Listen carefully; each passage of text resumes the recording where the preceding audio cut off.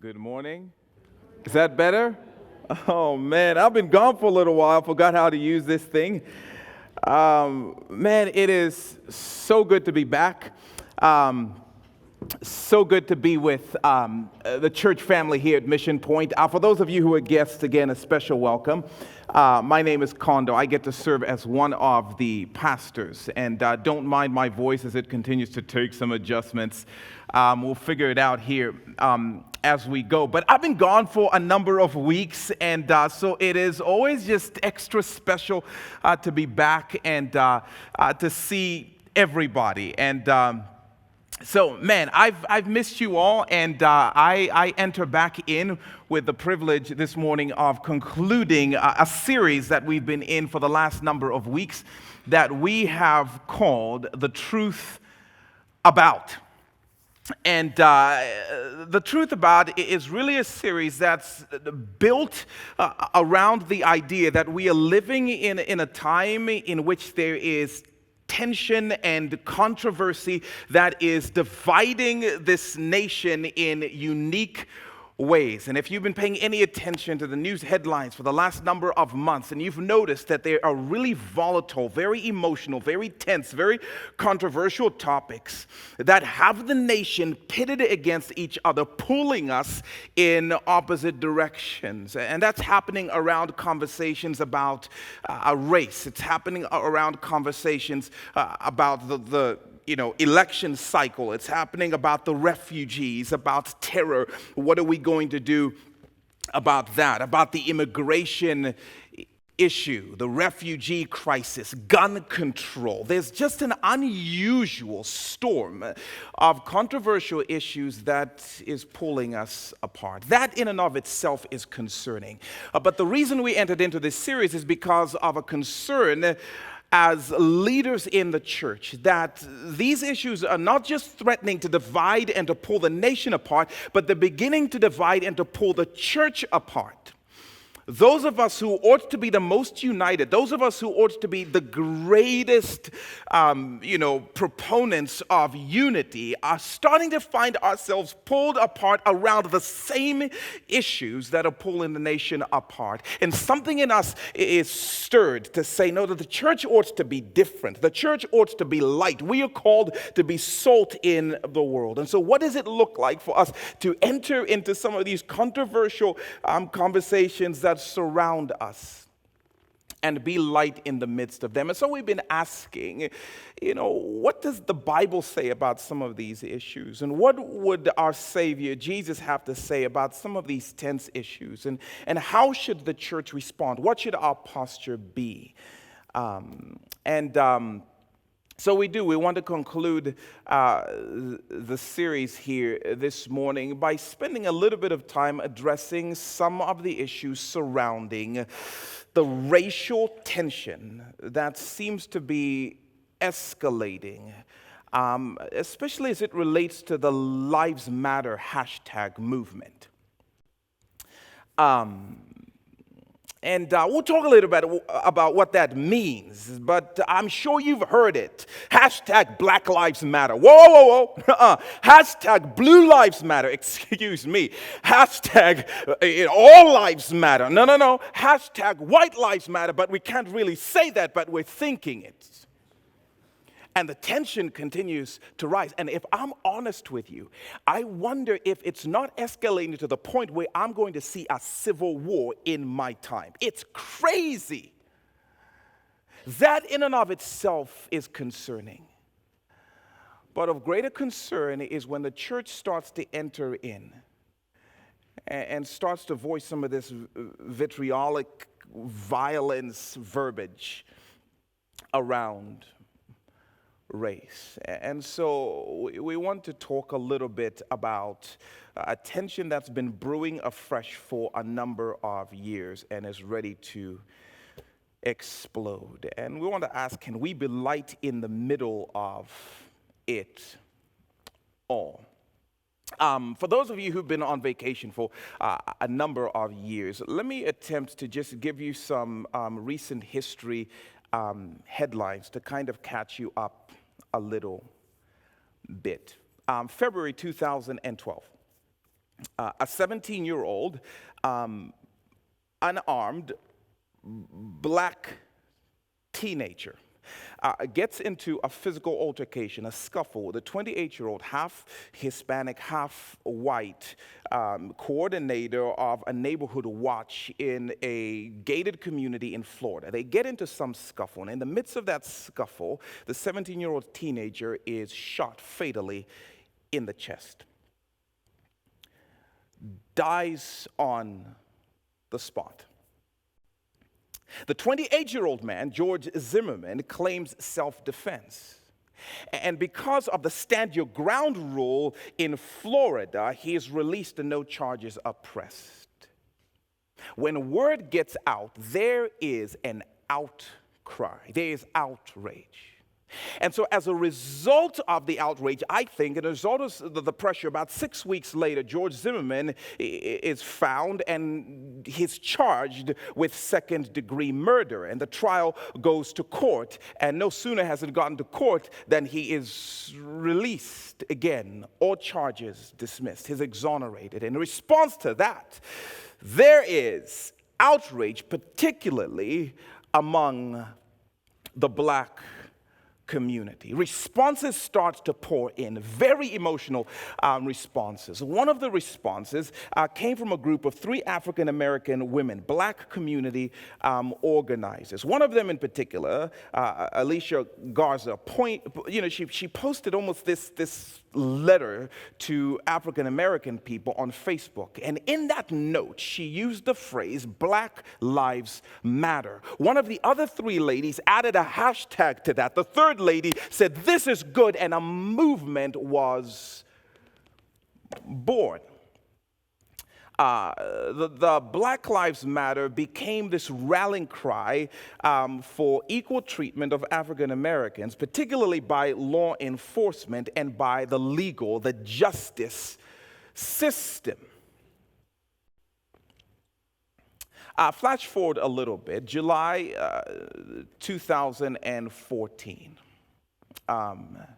And by the way, over the course of the next year or so, 3 other unarmed black teenagers are shot by law enforcement officers, and they're killed. And so there's grief and there's quiet outrage in those communities, but headlines are recaptured in the summer of 2014. When a 43-year-old black man, Eric Garner, in Staten Island, New York, is taken into custody. He's arrested. It's not even necessarily taken into custody, but he is strangled to death by a police officer who is attempting to restrain him. The whole thing is captured on video, so when a grand jury just dismisses this particular police officer, you can imagine there is outrage. In fact, on that occasion, tens of thousands of people protested in New York City, holding Black Lives Matter banners, and many of them chanting, "I can't breathe," which were the famous last words of Eric Garner before he died. So the Black Lives Matter movement grows a little momentum, it grows a little pace as racial tensions continue to rise. Now in New York City, the primary protests are peaceful, but some rogue numbskulls turn it violent. They even on occasion attack police officers in the process. And so as the Black Lives Matter movement grows, there's another movement starting to emerge saying this Black Lives Matter thing is just stirring rhetoric of hate and violence. And it's being used by thugs as an excuse to just loot and cause all kinds of drama. And it's starting to incite violence against law enforcement. It's an anti-white movement that's promoting reverse discrimination.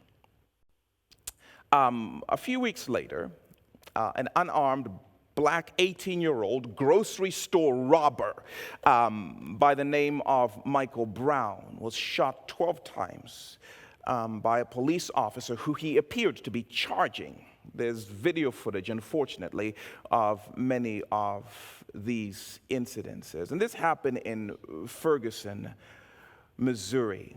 The kid died in the street on the spot, and outrage just turned to uprising. And many of you can remember this. The Black Lives Matter movement gained even more momentum and even more voice, more steam. And this is recent past for us, but we can remember that over the course of the next week or so, protests would shut down the city of Ferguson as violence raged, with businesses once again looted and fires set to some of these companies, while, angry, opportunistic thugs made the most of this moment and just went a little bit crazy. Things got so bad in Ferguson, they called a state of emergency. They instituted a curfew along with it. Fast forward a couple of months, April 2015. 25-year-old black man, he's arrested in Baltimore, Maryland. And there's video footage of this as well. His arms are shackled, and then his legs are shackled, and is thrown in the back of a police van. And the transportation that ensues is what's referred to as a rough ride, in which the police officers intentionally drive carelessly, throwing him back and forth in the back of the van, realizing he cannot protect himself. As a result, Freddie Gray sustained an injury to his spinal cord that would send him into a coma, and he would die a week later. Peaceful protests soon turned violent in Baltimore. Once again, looting and burning of businesses, which led to a state of emergency and deployment of the National Guard. And the Black Lives Matter grew more and more momentum. Now you can imagine the nation is watching, and they're watching looting, and they're watching fires, and they're watching state of emergency, and they're watching National Guard, and people start to say, again, this Black Lives Matter is just this violent, this excuse for the African American community, the thugs in that community, to go crazy, and tension starts to rise racially. And you can probably remember watching the scenes and sights of this and having an emotional reaction one way or the other as things went crazy in our country, particularly in that particular region. And it was just a couple of months later, there's a shooting, an execution of 9 African Americans in Charleston, South Carolina, in that church, and by a white male. And when he was asked why he did this, he spouted some white supremacy language and said, "I was hoping to spark a racial war."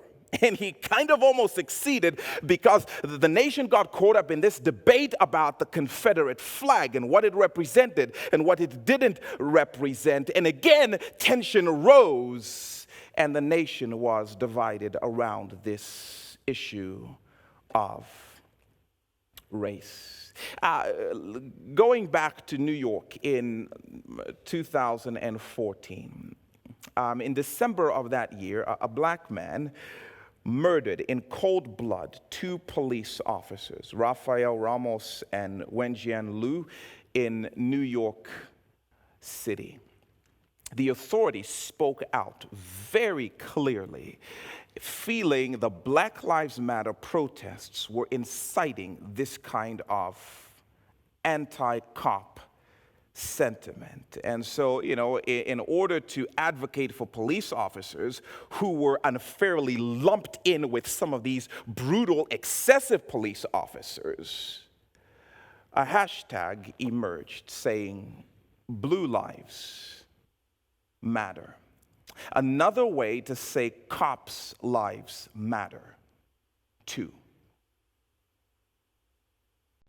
The summer of 2015, We don't know where this originated, which is interesting. Maybe somewhere in Canada, no one really knows. But in an attempt to bring about a sense of unity, a hashtag emerged that said, wait a minute, all lives matter. And many in the nation love the All Lives Matter hashtag, but there is outrage against this hashtag, particularly by the Black Lives Matter movement, because they're saying to say all lives matter, it minimizes and it dilutes the unique struggles and the injustices that certain people groups have experienced in this country. It's like a rich person saying all socioeconomic groups matter. That's easy for you to say if you haven't experienced the pains of poverty. And so they felt it was patronizing, and the tension just continued to escalate and escalate and escalate. And then, I have no documentation for this, but I have a distinct sense that in the midst of this, one of the unspoken movements started to emerge. That was the hashtag White Lives Matter movement. There just seems to be a growing rage in the white community. Because, it's okay for everybody else to have a hashtag for their race, but if we have a White Lives Matter hashtag, now we're racist. You can have a black dating site, but if you have a white-only dating site, you're racist. We can't complain about racial injustice because we're the majority. We are still getting penalized for the atrocities of our forefathers against people we had nothing to do with, and we're still paying for it. And there was just a sense that an anger was brewing and starting to kind of bubble over. We're the only ones who have to be politically correct. Everyone can say what they want about us, but if we say something about, those black people, can you even say black, African? Okay, but what's the term? I don't even know. But we have to dance around the issues. So we're going to fly our flags, and don't mind if some of us like a candidate because he gives us permission to not have to apologize for everything. But no one's going to use the hashtag. But it's bubbling. And even though some of y'all aren't nodding, I suspect you're like, preach.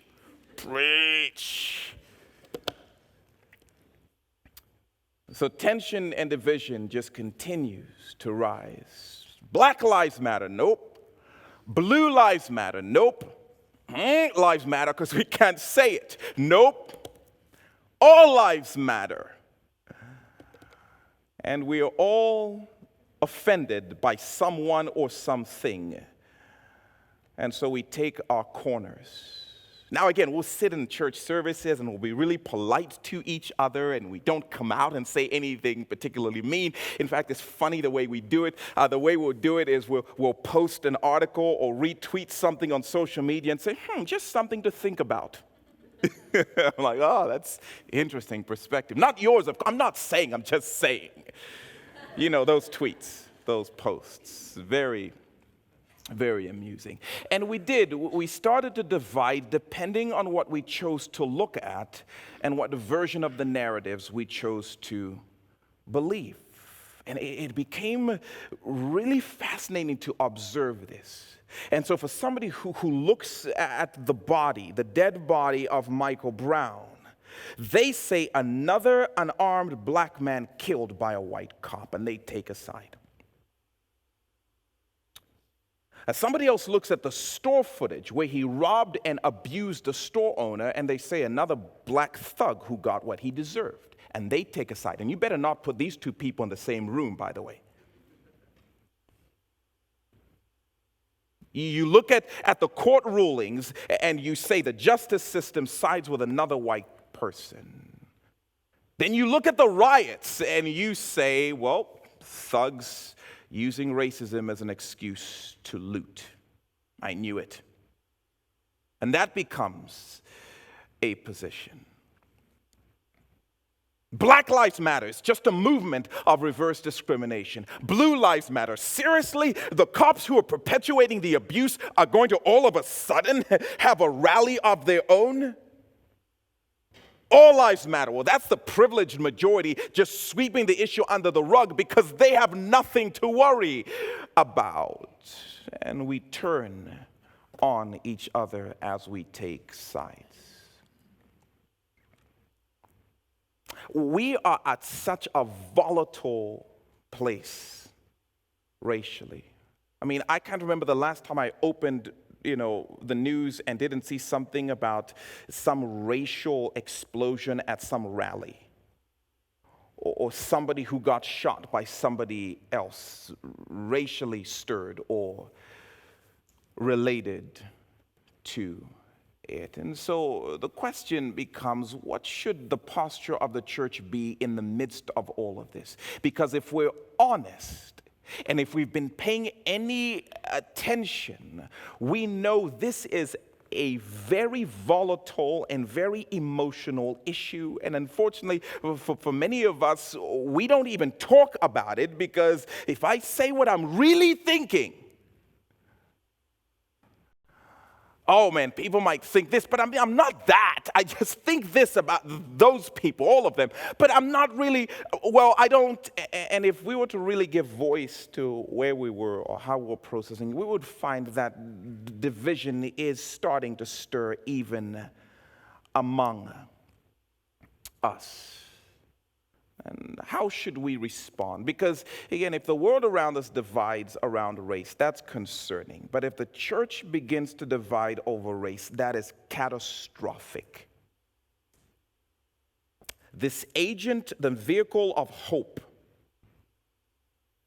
if it becomes compromised, this nation is in trouble. And so the question is, how should we enter in and how should we respond? And so this morning we want to just take the time we have left to talk a little bit about what kind of posture we ought to hold as Christians. And please hear me, I have no intention of saying how we're going to fix this issue.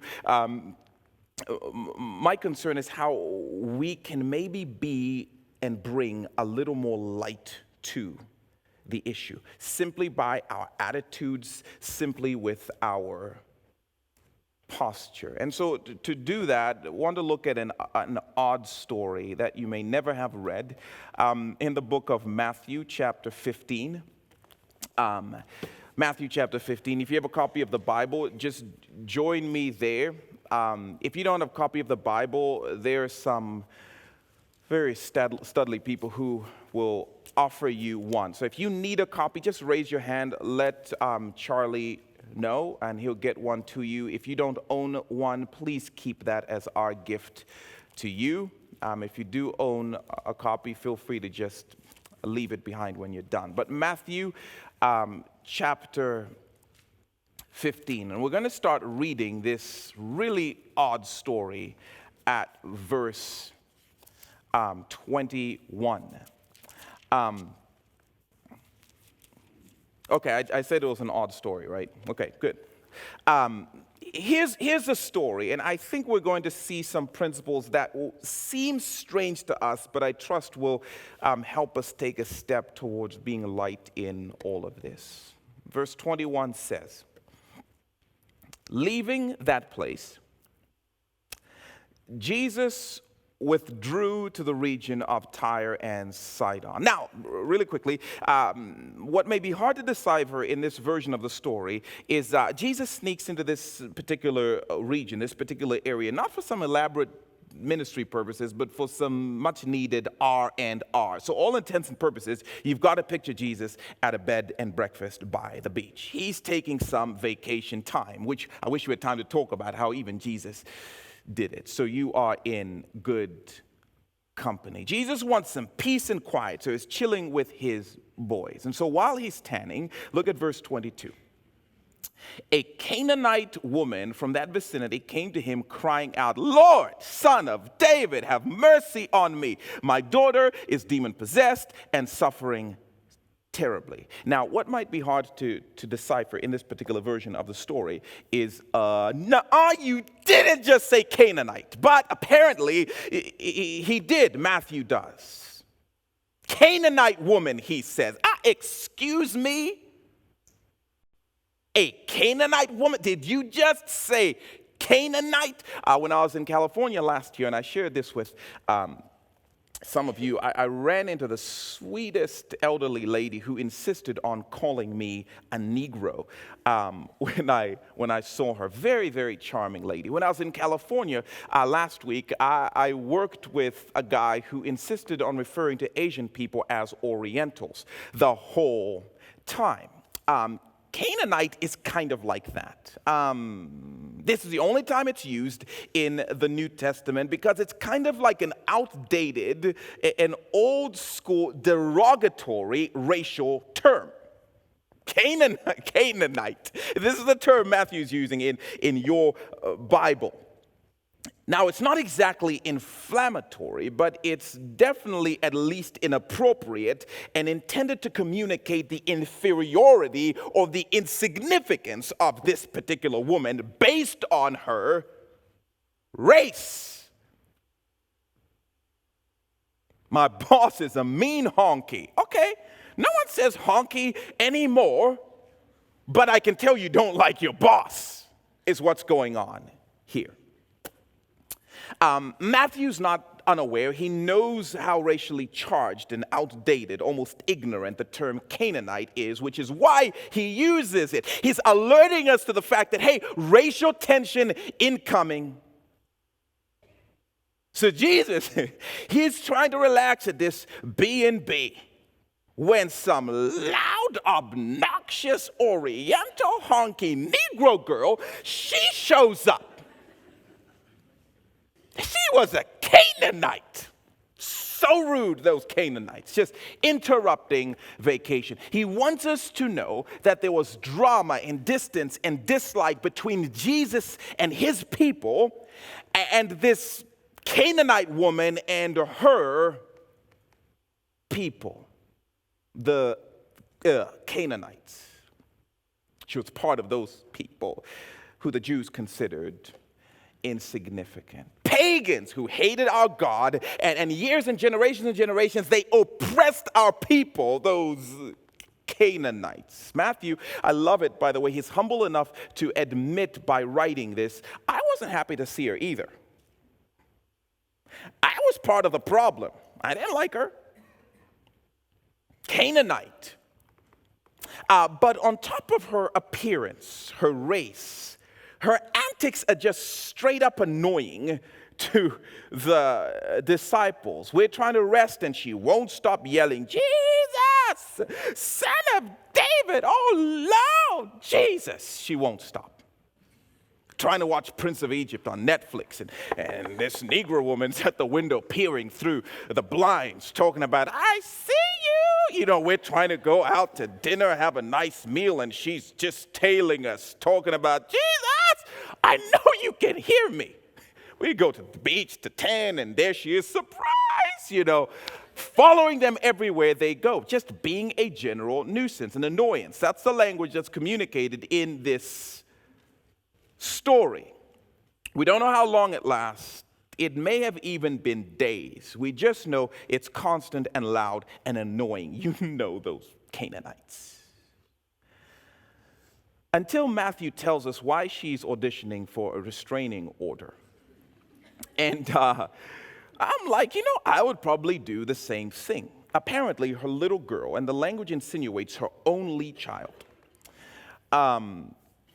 is being tormented by evil demonic spirits, which are powerful angelic beings that have gone rogue, and now they exist to do everything they can to hurt God. And no better way to hurt God than to hurt what he loves, and nothing he loves more than humanity. And if you're going to go after humanity, you might as well go after a little helpless girl, which is what they do. We don't know exactly what these demons are doing to this girl, but from the language we get the sense that Mama has tried everything she knows and she just can't help the situation, and now it's just a matter of time before her daughter dies. And so in desperation, she's interrupted Jesus' little vacations, little R&R, to make some noise. And if you've ever seen a desperate mama, then you get what's driven her to come where she knows she's not welcome and rudely interrupt where she's not wanted, showing Jesus all manner of cute little pictures to get him to help her. Now brace yourself. This next part might make you mad at Jesus. It did when I first read it. Verse 23, Jesus did not answer a word. So his disciples came to him and urged him, please make her go away. She keeps crying out after us. Have you ever seen that?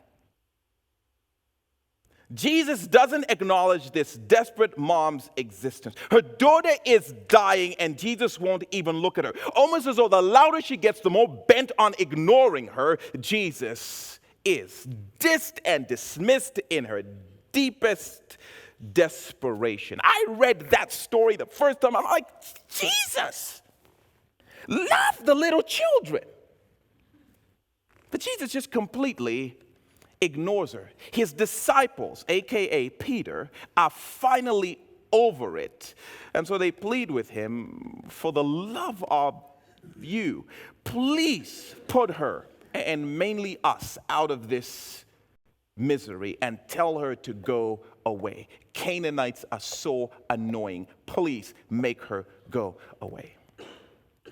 And then Jesus, he reprimands, he rebukes his disciples for that kind of racist rhetoric. Just kidding. That's not what he does. He adds to it. All right. You don't believe me? Look at verse 24. He answered, I was sent only to the lost sheep of Israel. You know what Jesus is saying? I didn't come for those people.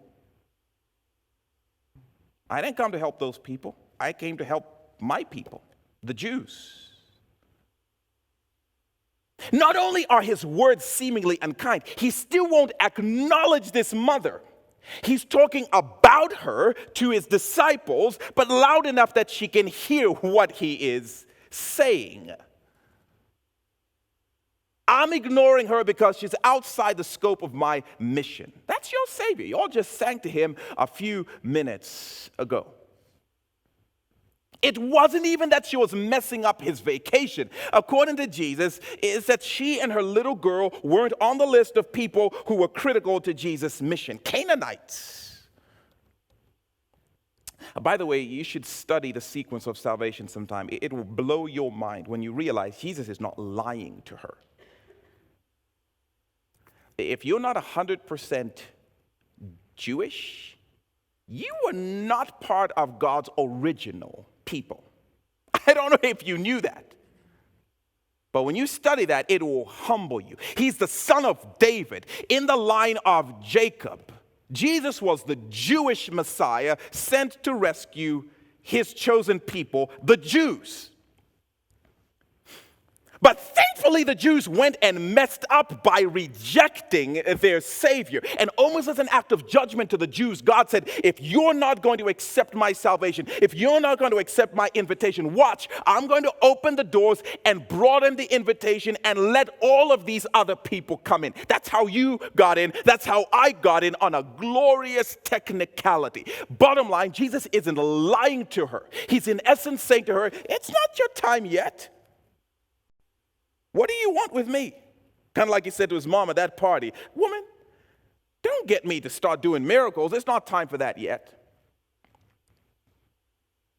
So you'd expect this woman to drop her head and head out, but she heads towards Jesus and she drops on her knees. Look at verse 25. The woman came and knelt before him. Lord, help me, she said. And then Jesus just takes it to a whole out of bounds level. Look at what he says. He replied, it is not right to take the children's bread and toss it to the dogs. Okay, now what might be hard for you to decipher in this particular version of the story is Jesus just called this woman a dog. On the racist chart, there is Canaanite, and then there's dog. And that's the term Jesus uses in a conversation with her, a derogatory racial slur. You know how it goes. My people think your people are less than people, definitely not deserving of equal treatment. Jews are God's children. And then there are those people, and you're one of them. And what Jesus is in essence saying to her is, tell me how it would be right for me to take bread off the children's table and throw it to the dogs on the ground, the second-class citizens. And I'm like, Jesus, no, you didn't.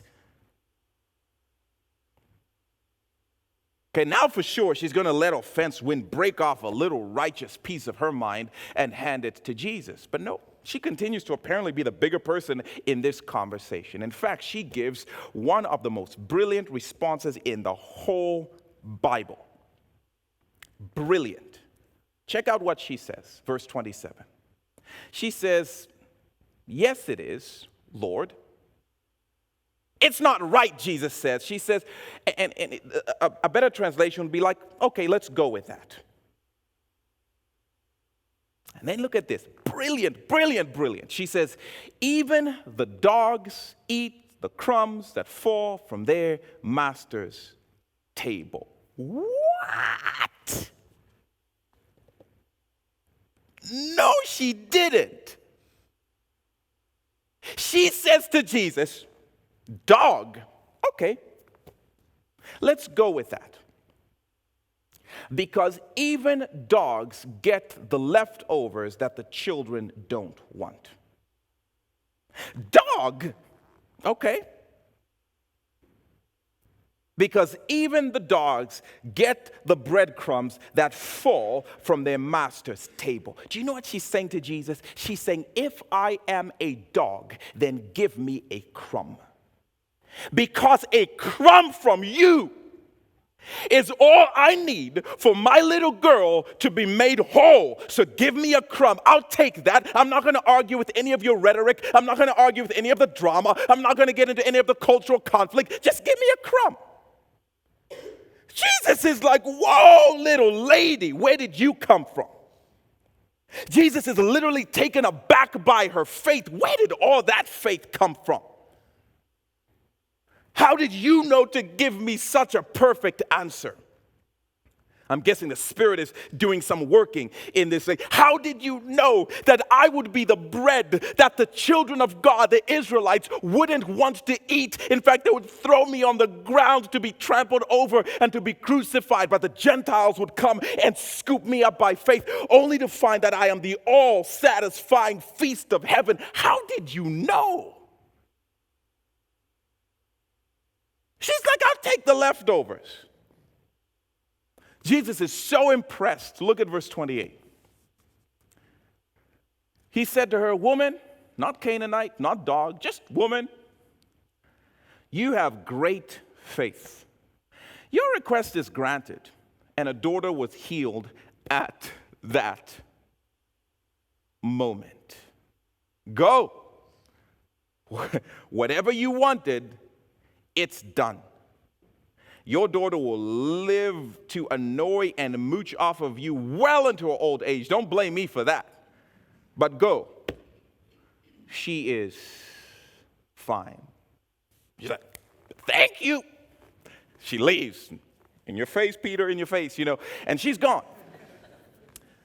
But isn't that the strangest story? And the truth is, I was a little upset with Mean Jesus when I first read this story. Jesus just seemed like a racist bigot in this story until I realized, just kidding. Jesus was testing her the whole time. It's really interesting. And don't you wish that whenever Jesus was testing us, that he would label with an announcement that, hey, this might be a test, so be on your best behavior because this could be me testing you. But unfortunately, he doesn't do that. If you've ever been tested by Jesus, and some of you have gone through some difficult Jesus tests over the last year, but you can testify. When Jesus tests you, if you're to write a biography about that particular situation, Jesus seems like this uncaring, bigoted, unconcerned, somewhere on a beach at a bed and breakfast while our kids suffer, and he doesn't care. He's silent. He ignores us. He doesn't give us any attention whatsoever. He seems to even add to the pain when Jesus tests us. And he's testing this Canaanite woman to see what her faith was made of, to see if she would walk away because she felt ignored, to see if she would debate Jesus because she felt misrepresented, to see if she would retaliate because she felt offended. Jesus wanted to see, will you press through the silence until you hear me speak? Will you push through the prejudice into my presence? Would she persist to get what she came for from the only one who could give it to her? Or would she be discouraged and derailed? And I think this odd, strange story is helpful for the church in the midst of some of the racial tension and the Lives Matter movement that we are experiencing. I think we do. We learn some compelling but challenging principles in this story. And you're going to notice, like you've noticed throughout the course of this entire series, that the things that we are inviting the church to, the things that we are calling us to, the postures that we're encouraging are very simple, very clear postures, because I think when it's all going crazy, Jesus wants his church to be what he's called us to be and to be about what he's called us to be about from the beginning. But I think some really simple principles emerge. Not that will fix the issue, but that will help us to be different in it, to be agents of healing. Here's the first thing. In the midst of all that's happening on the racial front, the racial controversy, I would urge us to push past the hashtag. To push past the hashtag. You know what I find so interesting about this little story is the way the disciples respond to the situation. And frankly, it reminds me of the way I responded when I first read this story. It reminds me even to some degree of the way many of us, if not most, responded as I retold this little crazy story in Matthew chapter 15. The disciples get so emotionally escalated over this woman's color and over this woman's conduct. They are up in arms. She's one of those Canaanites. And make her go away because she is so annoying. Her conduct is so unbecoming. Can we just get rid of her, Jesus? They get so wrapped up in the shell that this woman comes in that they lose sight of the story that brought her here in the first place. And even as we read this story, if you're honest, many of us got caught up in the drama of her race and her rambunctiousness and Jesus' rudeness, that many of us lost sight of the main point, that this is a story about a desperate mommy whose daughter is dying. Remember that part of the story? because it's the most important part. The disciples were more aware of the things that rubbed them the wrong way about this woman that they lost sight of what was robbing her of sleep, what brought her to this place in the beginning. And I fear that this whole Lives Matter movement and this whole racial tension that we're experiencing has the church so distracted by the color and the controversy and the conduct of certain people. Well, what race was he? Well, okay, why was he running in the first place? And the cop shot how many times again? And why do they talk like that? And why do they think they're entitled to this, that, and this? They are so annoying that we lose sight of the fact that Trayvon was Sabrina's little boy. There is a mother who lost an 18-year-old son while we get distracted by color and conduct and hashtag and controversy. And the church has to move beyond the hashtag to the humanity of the people we are talking about. The disciples got distracted and they forgot. And I fear that in the midst of the tension, it's become about peripheral, secondary things, and we've lost sight of the fact that Officer Ramos left his wife and his kids when he was executed in New York. Blue life, black life, whatever, human life who has left behind hurting people. The church cannot forget the narrative of humanity.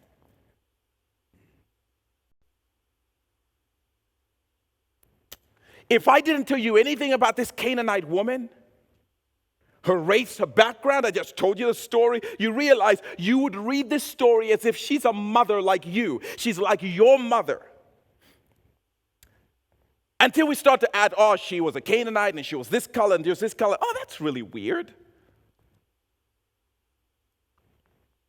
And we've got to press beyond the hashtag. Behind black and white and blue are broken people longing to be whole. We've got to lead the way in remembering and reminding that mothers ache and daughters suffer, regardless of what color they are. And so as a church, I think we've got to commit to just refusing to reduce humanity to a hashtag. What do you think about the Black Lives Matter? Like, can we get away from the hashtag? Can we talk about people? Who are you talking about? We've got to refuse to reduce people to color and conduct, like somehow the color of your skin or your annoying choices sum up your story. Yeah, the thugs, they're just jumping on cars and they're looting. Okay, that's true. But what's beyond all of that annoying behavior? Who cares? We are called to care. That's the whole point. One of my college mentors tells a story about a little girl on a train in Europe in rush hour. People coming back from work and they're tired and they just can't wait to get home. And she decides that, it's time for me to just run around and make friends with everybody. So she starts running around in the cabin of the train, pulling in people's coats and tugging and poking people and asking them for candy and being loud and falling over and bumping into people. And you can just feel a rising tension in that car as people are looking around and they're starting to get irritated. Like, where is this kid's parents? And after a little while, she runs over to a man who's staring aimlessly out the window and she says, "Daddy, are we almost home? Are we almost home?" And you can imagine the intensity in that place rises. Like, wait a minute. So you have been in here while your little girl has been annoying us for the last 20 minutes. What kind of father are you? You should not be allowed to be.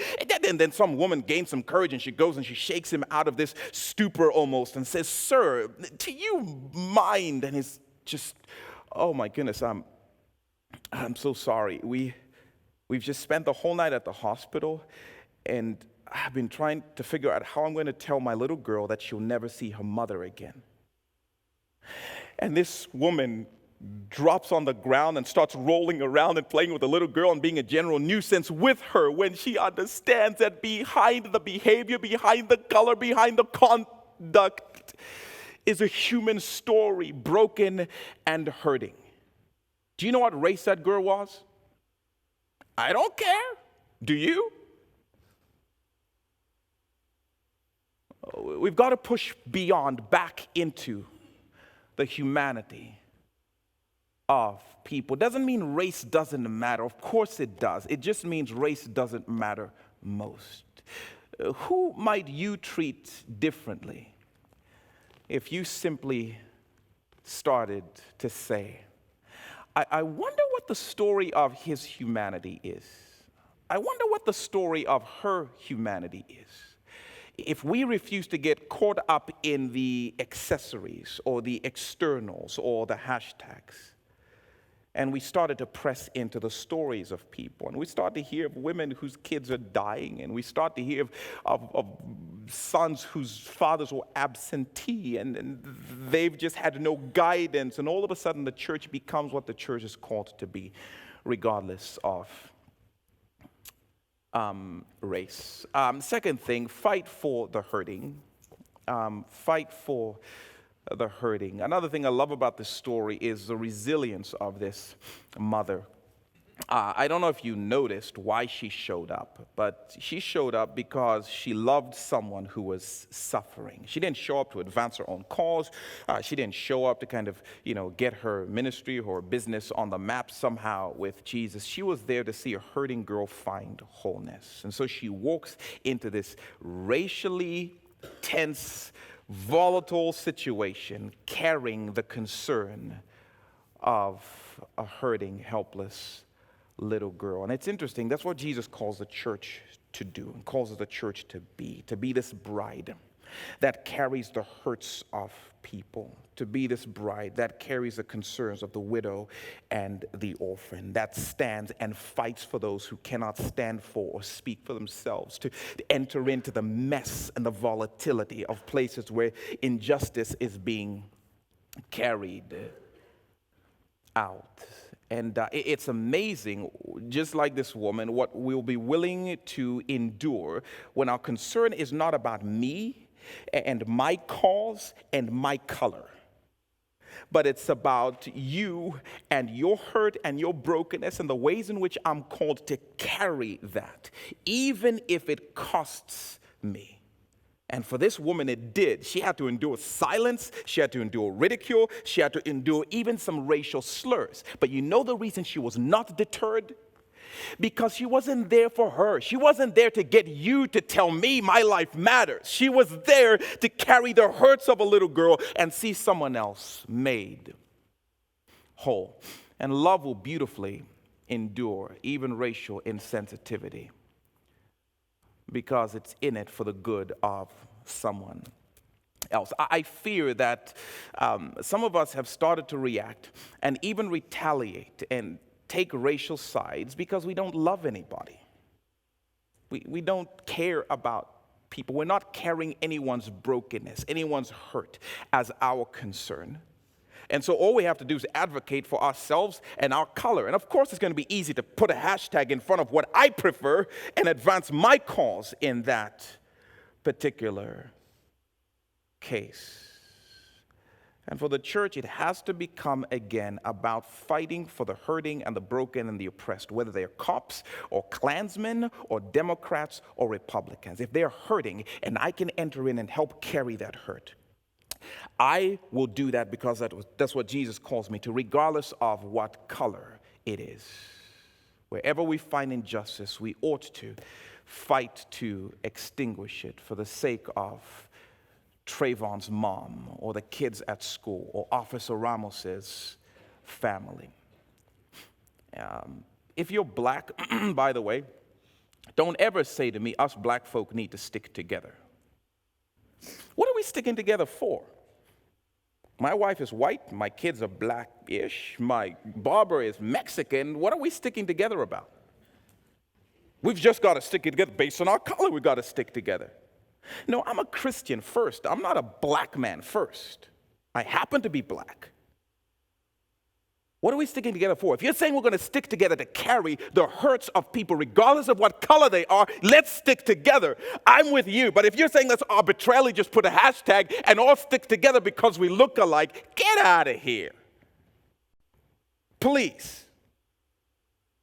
We've got to refuse to categorize that way. We've got to be a movement of people who carry the hurts of the hurting and the broken, regardless of what color they are and regardless of who's standing beside me. This nation is going to be so impacted when black people are rallying for white people's injustices and white people are rallying for black people's injustices and adults are rallying for the unborn injustices, and we are not hashtagging what color is most convenient and compatible with me. Now there's a movement. Now darkness is getting pushed back a little bit. I love that she comes carrying someone else's concern. When my daughter was born, there was a concern she might have a brain tumor. I can still remember cradling her head in my palms as I prayed and waited for the neurologist. And you know what I kept thinking the whole time? Oh God, I hope he's not white. Oh Lord, help him not to be Mexican. Like that never even occurred to me. I never thought about that. I was carrying the hurt of my little girl in my hand, and it didn't matter at that point who would save her life, and it didn't matter at that point who would step in to help against an injustice, and it didn't matter at that point who rallied with me for the sake of the abuse. It didn't matter. We together went after something, and all of a sudden we want to make it about color and hashtag and about race. And let me say this because I don't really have time to finish, but here. If this woman had been distracted by the debate when Jesus says, like, I didn't come for your people. Oh, you want to argue theology? All right, well, let's have an argument about the issues. Or if she had chosen to harbor offense when Jesus said dog and used a racial slur. No, you didn't. I'm going to retaliate now, and I'm going to tell you what you are, and I'm going to stand on this side, and you're going to stand on this. If anything in her had risen up and she had been combative, instead of saying, okay, I'm not going to fight you about that because there's something greater at stake. If she had entered into the controversy or if she had retaliated, she would never have got what she came for. And I fear that the church is sabotaging some of the promises Jesus offers us and offers the world through us because we're getting caught up in the conversation and the controversy and the debate about, okay, well, let's argue this thing out while people are hurting. Or let's argue this thing out while Jesus is testing us and seeing, will you get caught up on the debate? Or you press into my presence? Are you going to get stuck in, well, somebody called me Negro, so I'm done with them. I'm never speaking to them again. They used a racial slur, and so I don't care about them anymore. Jesus said, no, press through even some of the wounds, because so many of the promises of Jesus are on the other side of wounds, on the other side of forgiveness, on the other side of letting things go. And I wonder what it would be like if the church presses through, even when we feel like, my people are being offended. Don't retaliate. Entrust yourself to the one who judges justly and continue to carry the hurts of broken people. Lord, I praise you first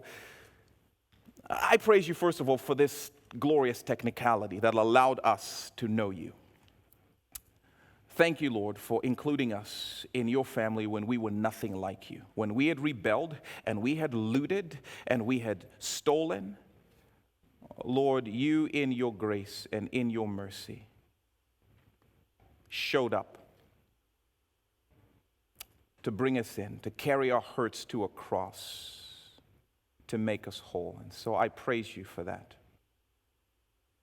Lord, I pray that there would be a movement of forgiveness in your church. I pray that there would be a movement of care and that we would be committed to carrying the hurts of the people around us, regardless of what race they are. And give us the courage and the strength, like this woman, to even be willing to endure certain slurs because they're more important things, loving the people around us.